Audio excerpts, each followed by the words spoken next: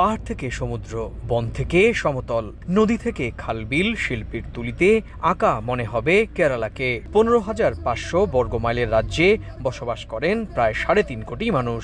মালায়ালাম ভাষাভাষী হিন্দু, মুসলিম, শিখ, খ্রিস্টান সহ সব ধর্মের মানুষের সহাবস্থানের জন্য রাজ্যটিকে দৃষ্টান্ত হিসেবেই মনে করা হয়। রাজনৈতিক বৈচিত্র্যে ঠাসা রাজ্যটিতে 2021 সাল থেকে শাসন করছে বাম নেতৃত্বাধীন লেফট ডেমোক্রেটিক ফ্রন্ট বা এলডিএফ। 140 আসনের 98টি আসনই বাম এবং তাদের শরিকদের দখলে। বিরোধী দল কংগ্রেস নেতৃত্বাধীন ইউডিএফ বা ইউনাইটেড ডেমোক্রেটিক ফ্রন্ট, তারা রয়েছে 41 আসনে। বিজেপি এখানে শূন্য। 1, 2, 3 ঢাকায় জমি জিতে নিন 100% ক্যাশব্যাক সহ 20 কোটি টাকার পুরস্কার।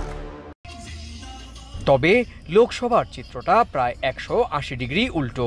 2019 সালের 20 আসনের কেরালায় কংগ্রেসময় গোটা রাজ্য। বাম জোটকে কার্যত খড়কুটোর মতোই উড়িয়ে দিয়েছে রাহুল গান্ধীর দল। সেবার তাদের ঝুলিতে 19 আসন পেয়ে সবচেয়ে রেকর্ড আসনের রাজ্য হিসেবে শিরোপা পেয়েছে কংগ্রেস। যদিও কংগ্রেস এককভাবে পেয়েছিল 15টি আসন, তাদের শরিকরা বাকি 4 আসনে জয় নিশ্চিত করে। ওয়ান রে থেকে প্রায় 3 লাখ ভোটের ব্যবধানে নিকটতম প্রতিদ্বন্দ্বী বাম প্রার্থী পিপি সুনীলকে হারান রাহুল গান্ধী। বামরা পায় মাত্র 1টি আসন। তাই গোটা ভারতের চেয়ে বৈচিত্র্যময় ভোট হচ্ছে কেরালায়। অন্য সব জায়গায় মূল প্রতিদ্বন্দ্বী বিজেপি হলেও কেরালায় কংগ্রেসের মূল প্রতিদ্বন্দ্বী বামেরাই। প্রকৃতি উজাড় করে দিয়েছে দক্ষিণ ভারতের এই প্রাকৃতিক সৌন্দর্যের আধার কেরালা রাজ্যকে। রাজ্যের সাধারণ মানুষও এখানে অনেকটা সচেতন। শিক্ষার দিকেও ভারতের অন্য যে কোনো রাজ্যের থেকে এগিয়ে রয়েছেন কেরালার মানুষ।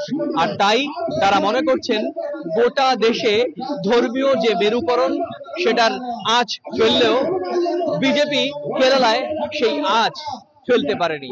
আর সে কারণেই 2016-র পর থেকেই অনেক চেষ্টার পরেও বিজেপি সেখানে খুব বেশি প্রভাব ফেলতে পারেনি। আর এবার লোকসভা নির্বাচনেও বিজেপি প্রচারণায় এগিয়ে থাকলেও ভোট বাক্সে ঠিক কি পরিমাণ প্রভাব পড়বে সেটা কিন্তু জানা যাবে আগামী 4 জুন। কেরালা রাজ্য থেকে সুব্রত আচার্য, সময় সংবাদ।